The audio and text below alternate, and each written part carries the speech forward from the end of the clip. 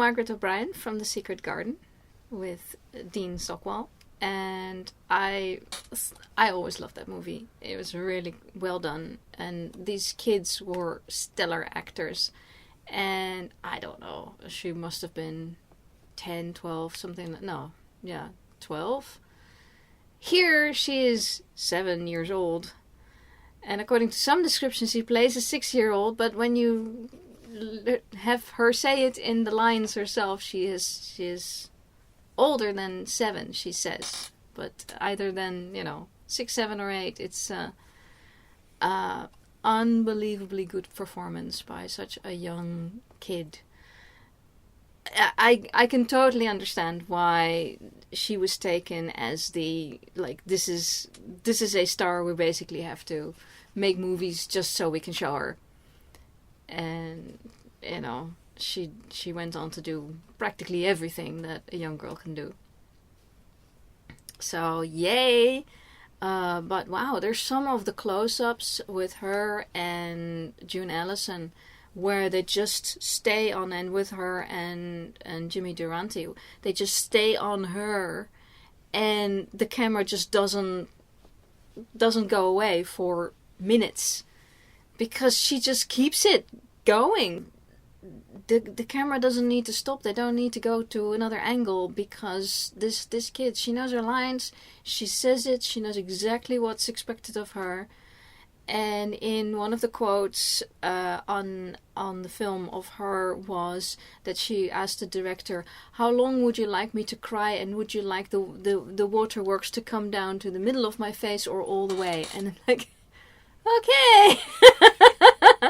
There's a 7-year-old right there.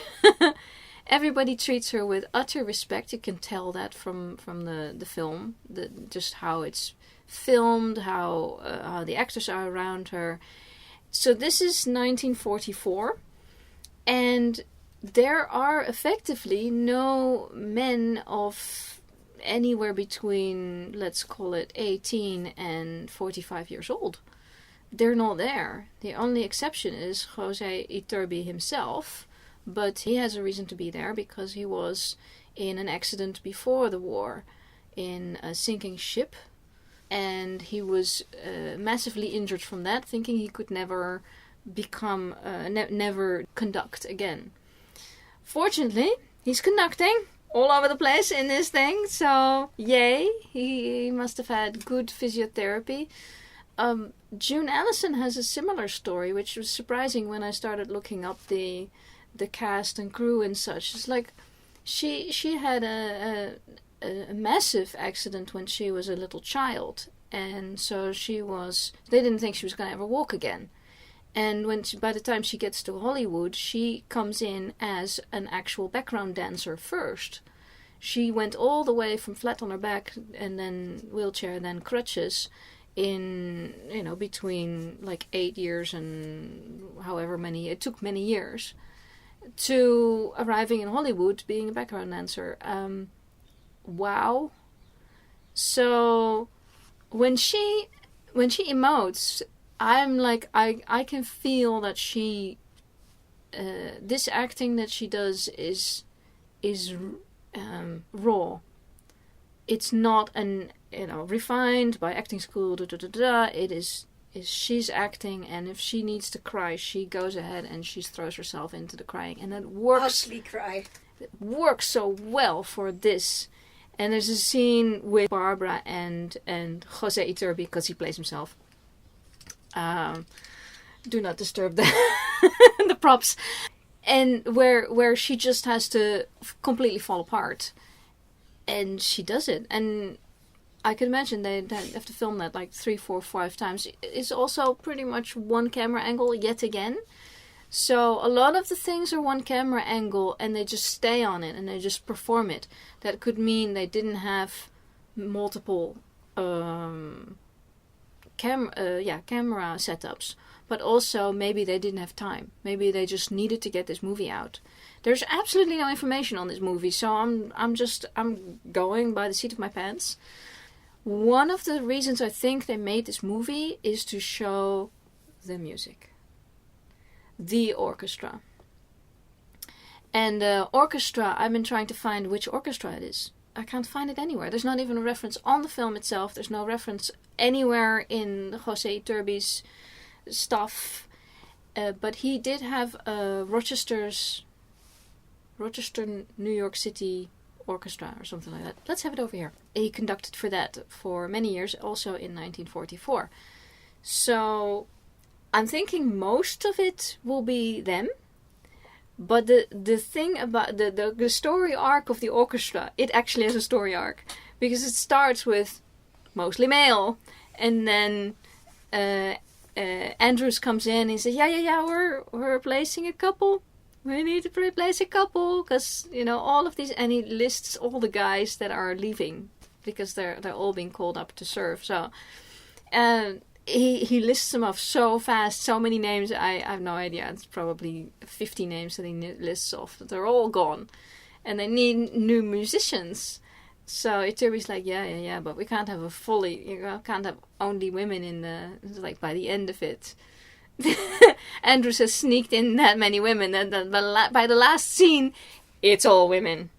And you could tell very easily because all the men are dressed in black and all the women are dressed in white. So that's funny. The music is perfect.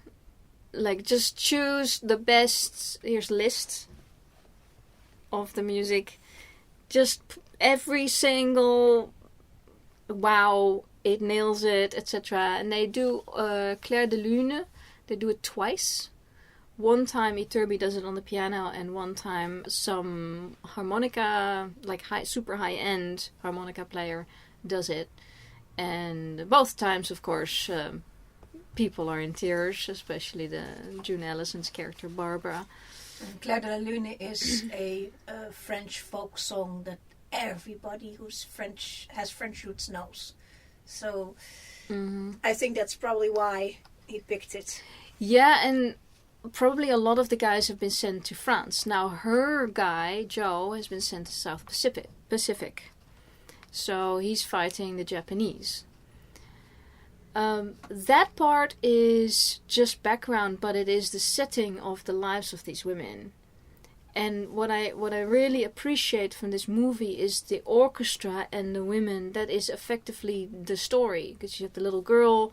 We can pivot everything around the little girl. And then, of course, you have Barbara, who's pregnant. And her husband is, as far as we know, he's missing in action. Or they don't even know that for a long time until there's a telegram basically saying that he's dead. We don't actually find ever out what the telegram actually says. But it's certainly doom and gloom enough for everybody to assume that he's dead. So there was some criticism on the letter and that shenanigans. But if you didn't have that, then how could you show that the girls, the women that she works with, that they're trying to protect her? Because she was gonna lose that baby. So this is what's gonna go wrong. It was already a difficult pregnancy from the beginning. So I think it was more protection. Possibly misplaced, but that's all they could do. That's all they could think of. The doctor said she couldn't deal with any shocks. She couldn't deal with any emotional upheaval. So, and the other thing about this film is it is definitely to show women who are watching in 1944 how to be brave, how to wait for their men, how to root for their men, how much patience is needed.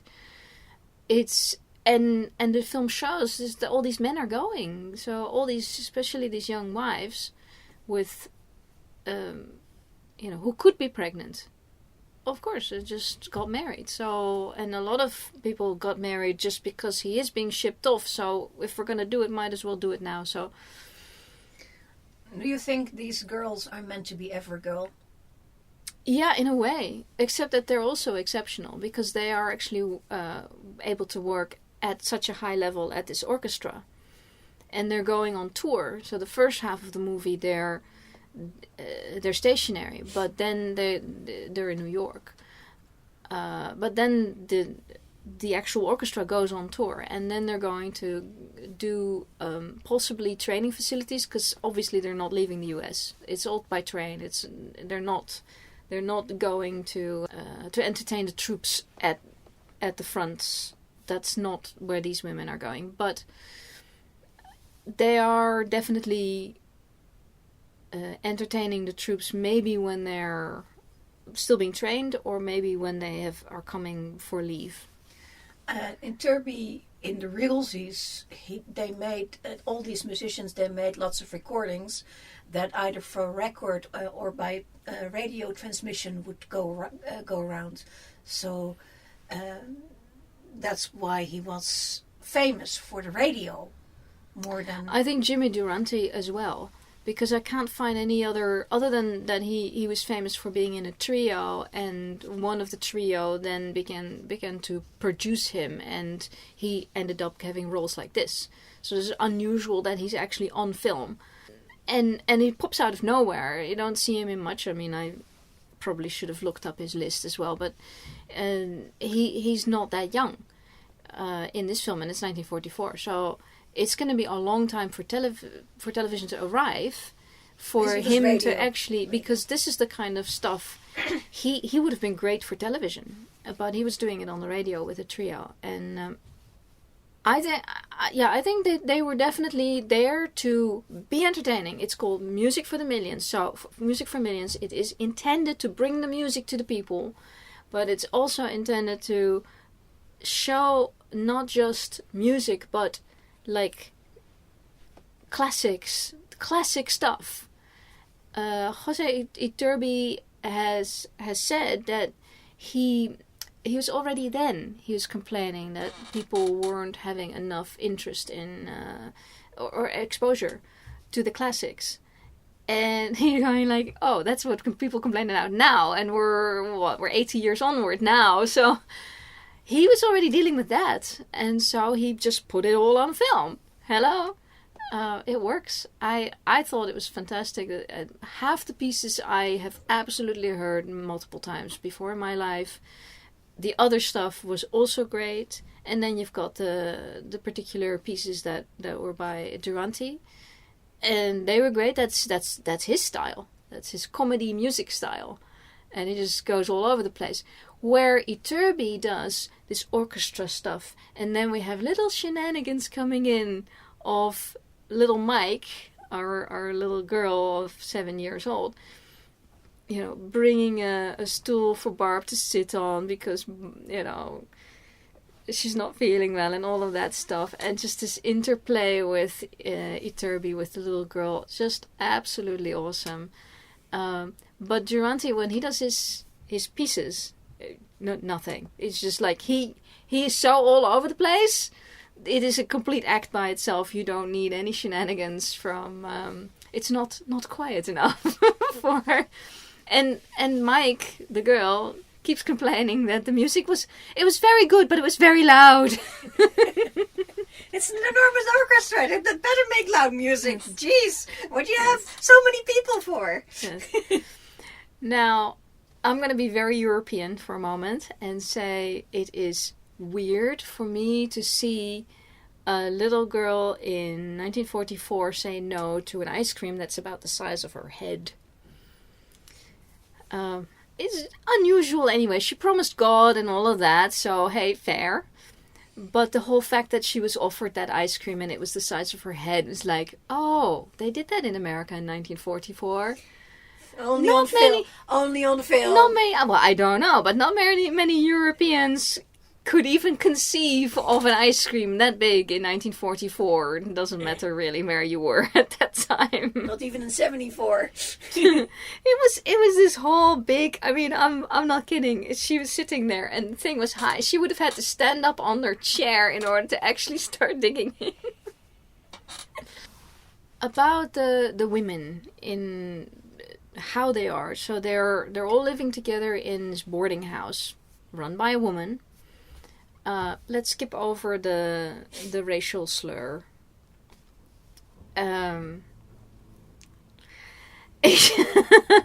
Some things And then then they come home with a taxi one night.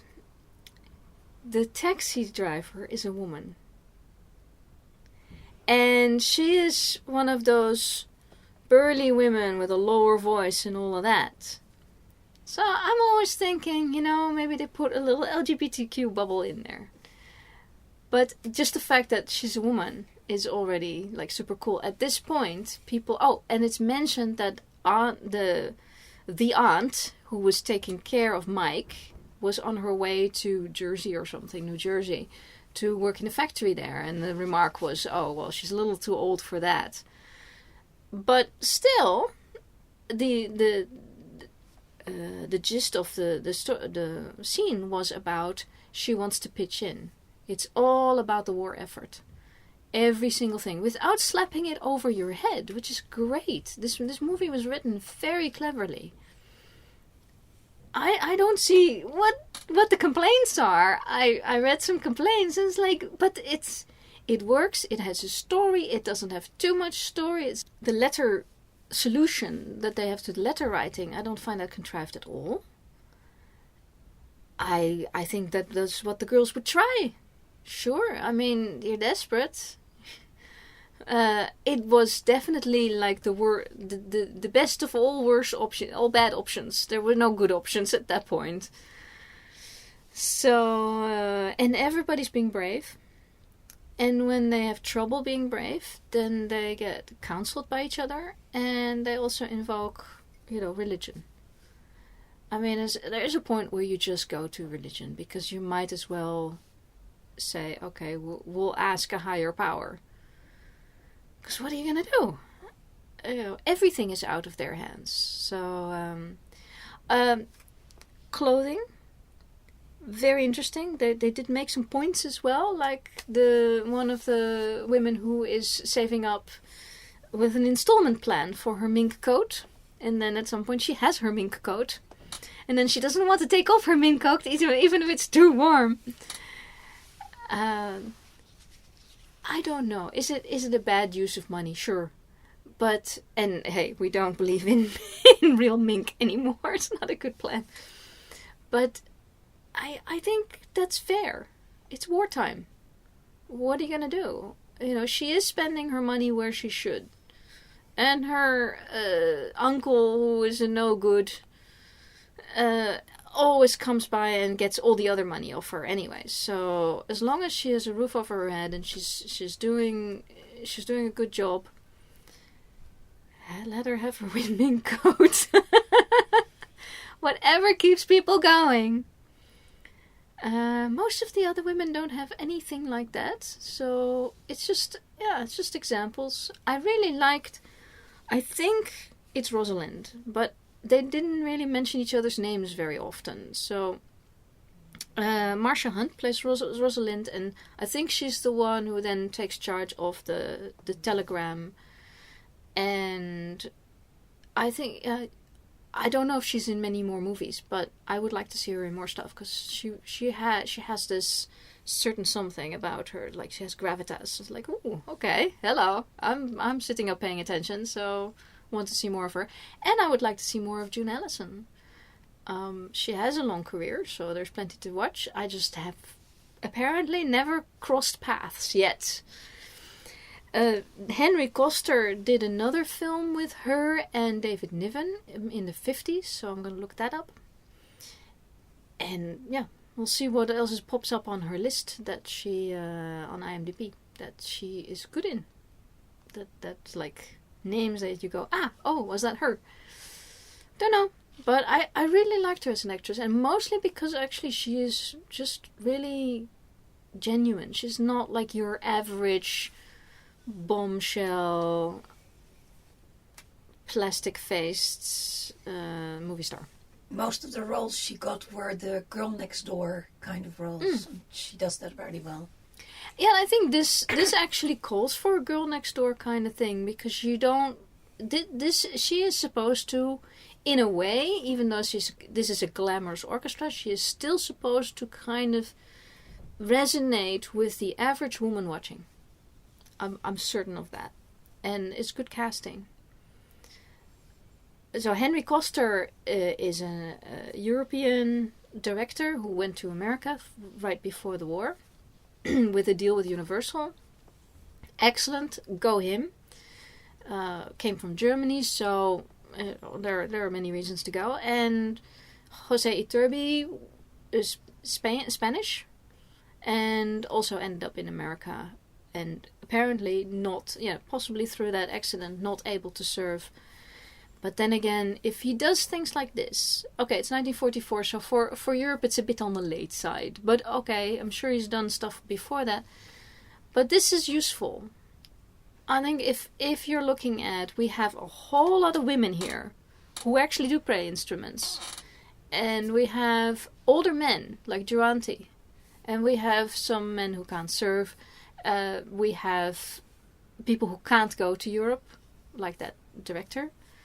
So, yes, this is a good use of their for the war effort. A lot of musicians that had bands like that would do a lot for radio for the war effort. There was a lot of stuff for the war effort going on radio that never translates to us now because radio.